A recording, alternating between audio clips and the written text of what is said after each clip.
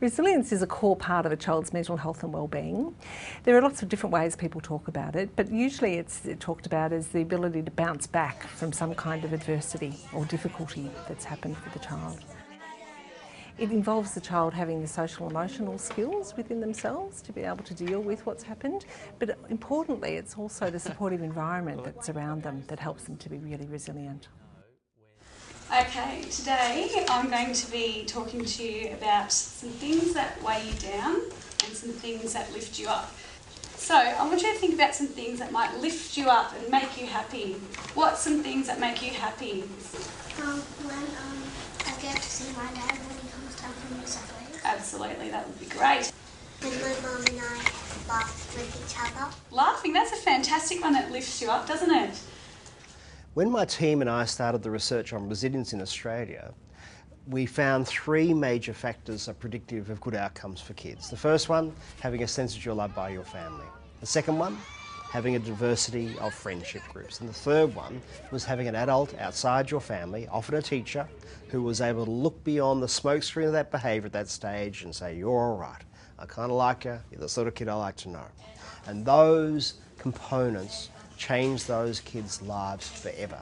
It changed the kids who were at risk and had problems. It changed kids who also basically were functioning pretty well.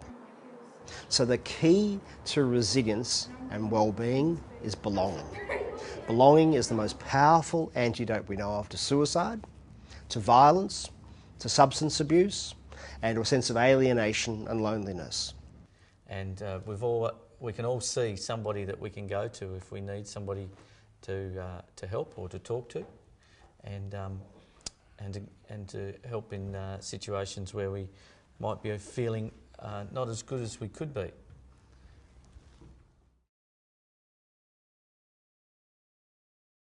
The resilience literature has been looked at as the magic bullet for mental health and particularly the prevention of mental health disorders. The thing that confronts any researcher with the resilience literature, it's extremely vexing, is really how much we still have to figure out about resilience.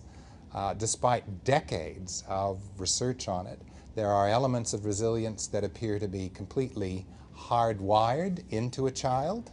There are also elements of resilience that appear to be in the environments around children, and there's quite an interplay between the environment and the children, a child's basic constitution. The truth of the matter is we've not been able to manipulate the prompts or the facilitators or the constraints of mental health and mental development to guarantee that all children will be resilient. That I think is a bridge too far, okay? We've got enough to do in just getting it good enough. How do you think Louis is feeling in this picture? Upset and sad because his friend's moving away and far away, and he's not going to be calling her ever again because he probably couldn't hear her.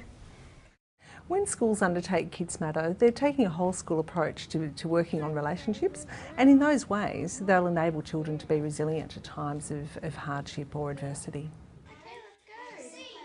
Here are some of the things you and your school might already be doing to help children build resilience. Helping children gain a sense of belonging. Helping children develop their social and emotional skills. Building positive working relationships with the families of students. And supporting children with mental health difficulties. Well, I love doing those sorts of skills because they help me keep grounded, and when I feel lonely, I'm not just going to cry like a baby and sit down.